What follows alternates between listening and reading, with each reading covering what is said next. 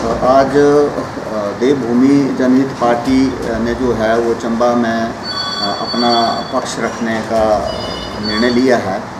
तो जैसा आपको पता है कि पिछले महीने देवभूमि जनहित पार्टी ने मुझे जिला का अध्यक्ष बनाया है। तो उसी कड़ी में हमने 2 नियुक्तियाँ की हैं। आदित्य शर्मा जी हमारे जिला के सोशल मीडिया के हमारे ये प्रभारी हैं और कुलदीप मन्हास जी दुलौजी विधानसभा क्षेत्र के मंडल अध्यक्ष। ये 2 नियुक्तियाँ हमने की हैं। तो इसके साथ जो आपके जो प्रश्न है वो आप पूछ सकते हैं। आज सर प्रेस कॉन्फ्रेंस करने का मेन उद्देश्य क्या है? उद्देश्य यही है कि देवभूमि जनहित पार्टी चंबा में जो है इस बार 5 विधानसभा क्षेत्र में चुनाव लड़ेगी। तो ये जो एक संदेश है ये हम जन जन तक पहुंचाना चाहते हैं। क्या मुद्दे रहेंगे देवभूमि जनहित पार्टी के? सबसे पहला और सबसे बड़ा मुद्दा तो यही है कि चंबा जिला जो है वो कैसे पिछड़ गया है।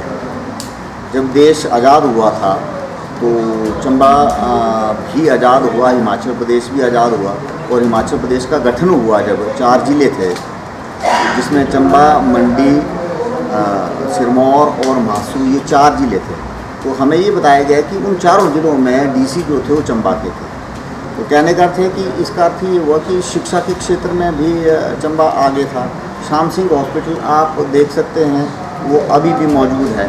तो स्वास्थ्य की दृष्टि से भी ये ज़िला हमारा अगड़ा था।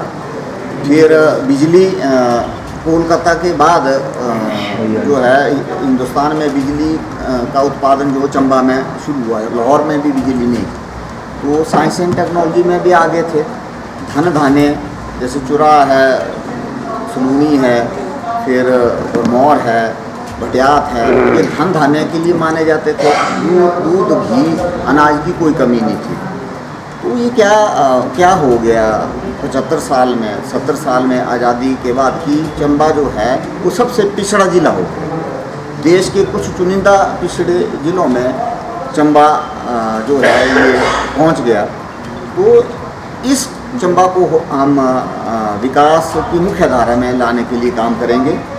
तो मेरा यही कहना है कि पूर्व में जितनी भी भारतीय जनता पार्टी की सरकारें रही हैं, कांग्रेस की सरकारें रही हैं, बारी बारी की सरकारें रही हैं, उनके जितने भी नेता थे जिला चंबा के, उन्होंने चंबा की बेहतरी के लिए कुछ भी नहीं किया है। उल्टा ये चंबा को पिछड़ा जिला घोषित करने पर जो है ये उत्सव मनाते हैं कि चंबा जिला जो है पिछड़ा घोषित हो गया है। तो ये हमारे लिए शर्म की बात है। क्यों पिछड़ा है? वो आप देखेंगे शिक्षा के क्षेत्र में भी पिछड़ा है। रोज़गार हमारे यहाँ नहीं है। रोज़गार के लिए हमारे युवाओं को जिला से बाहर जाना पड़ता है। शिक्षा में आप देखेंगे हिमाचल में 24 यूनिवर्सिटीज़ हैं। उनमें से 17 जो है प्राइवेट हैं और 7 सरकारी हैं। एक भी यूनिवर्सिटी जिला चंबा में नहीं है, ना ही कोई रीजनल सेंटर है। यानी हमारे बच्चों को MSc, LLB, फिर B.Ed, MCA इस प्रकार के जो मास्टर्स कोर्सेज हैं उनको करने के लिए हमारे बच्चों को जिला से बाहर जाना पड़ता है। और ख़ास करके फिर इसका इफेक्ट जो है हमारी जो बेटियां हैं उनकी शिक्षा पर पड़ता है। आजकल पीछे जैसे रहा कि बेटे को तरजीह दी जाती थी शिक्षा के, तो आज भी कई जगह ऐसा है कि अगर नज़दीक है तो बेटी को पढ़ा देते हैं, अगर नज़दीक नहीं है शिक्षण संस्थान तो बेटी को नहीं है। सर महंगाई पर आपका क्या रहेगा? सर महंगाई को रोक नहीं सकते, लेकिन महंगाई नियंत्रण में होनी चाहिए। महंगाई नियंत्रण में होनी चाहिए। तो अब जैसे देखा गया है अभी भी GST कुछ वस्तुओं के ऊपर GST पहले लागू नहीं था, तो उन वस्तुओं के ऊपर भी GST लागू किया है, जैसे राशन, खाने पीने की जो वस्तुएं हैं। तो सुनने में तो ये भी आया था कि जो मरने के समय में सामग्री प्रयोग होती है उस पर भी GST लगा था। यानी जो भी मरेगा वो भी GST पे करके जाएगा।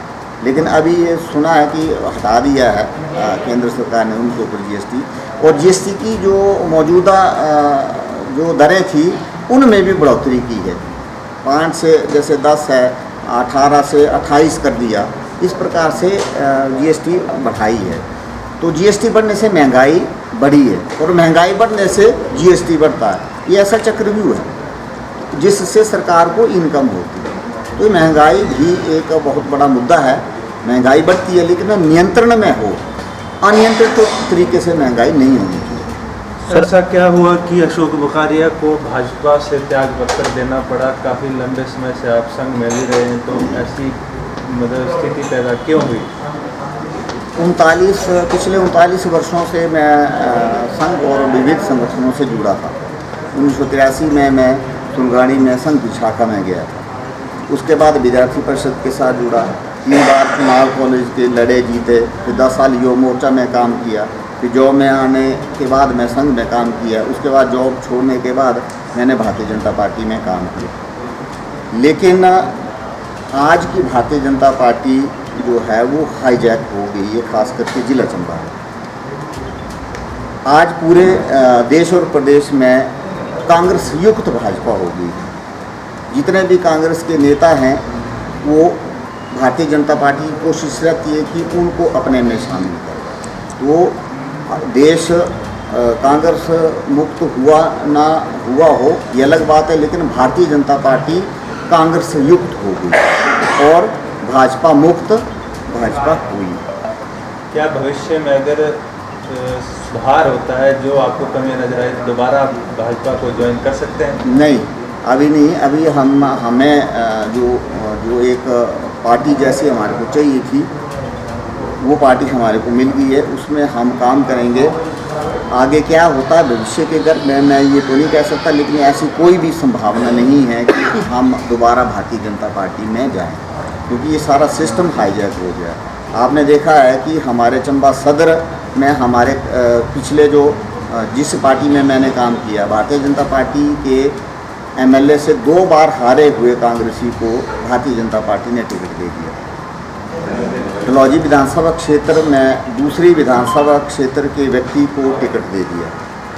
मंडी में सुखराम के बेटे कांग्रेसी मंत्री बेटे को टिकट दे दिया। तो कहने का अर्थ है कि ये वो भारतीय जनता पार्टी नहीं है जिसके लिए हमने काम किया था। ये ऐसा कौन सी विचारधारा है जो अपने ही एमएलए का टिकट काट करके उसी से हारे हुए कांग्रेसी कैंडिडेट को टिकट दे दे। ये मेरी बात समझ में नहीं, इसलिए हमने ये किनारा किया। और आज चंबा की भाजपा जो है वो ठेकेदारों के हाथों में जो है हाईजैक होती है। सर, अगर आपकी सरकार हिमाचल में आई तो आपकी हिमाचल के विकास के लिए क्या योजनाएं हैं सर? मैं पूरे हिमाचल की बात नहीं करता, मैं जिला का अध्यक्ष हूँ। मैं जिला चंबा के विकास के लिए क्या किया जा सकता है वो मैं बता सकता हूँ। सबसे बड़ी बात है कि हमारा जिला चंबा जो है ये पर्यटन की दृष्टि से इसमें बहुत अपार संभावनाएं हैं। पर्यटन की दृष्टि से अपार संभावनाएं यहाँ हैं। डलहौजी जैसा पर्यटक स्थल हमारे यहाँ चंबा में है, झील है, फिर उसके बाद मणि महेश है। कितना सुंदर, कितना अच्छा हमारा, कितनी सारी शक्तिपीठ हैं, बली माता समेत। सुलूनी में आप जाएंगे 360 डिग्री का व्यू है, कितना सुंदर है। प्रकृति ने चंबा को सब कुछ दिया है, लेकिन पर्यटन की दृष्टि से चंबा पिछड़ता ही चला गया। जब हिमाचल बना था तो उस वक्त 2 ही पर्यटक स्थल थे, शिमला और डलहौजी। लेकिन उसके बाद धर्मशाला और मनाली पर्यटक स्थल बने और डलहौजी से ये सभी आगे निकल गए। कारण ये है कि 4 पर्यटक स्थलों में 3 में हवाई पट्टी हैं, शिमला में भी है, धर्मशाला में भी है और कुल्लू में भी। डलहौजी और चंबा के लिए हवाई पट्टी नहीं दी गई। और आजकल के समय में लोगों के पास समय की कमी है, पैसे की कमी नहीं। वो हवाई यात्रा करके आना चाहते हैं हमारे इन मनोरम पहाड़ों में और वहीं से वापस जाना चाहते हैं, लेकिन ये सुविधा ही नहीं है। रेलवे 1 किलोमीटर भी चंबा की तरफ नहीं बनी है आज़ादी के बाद।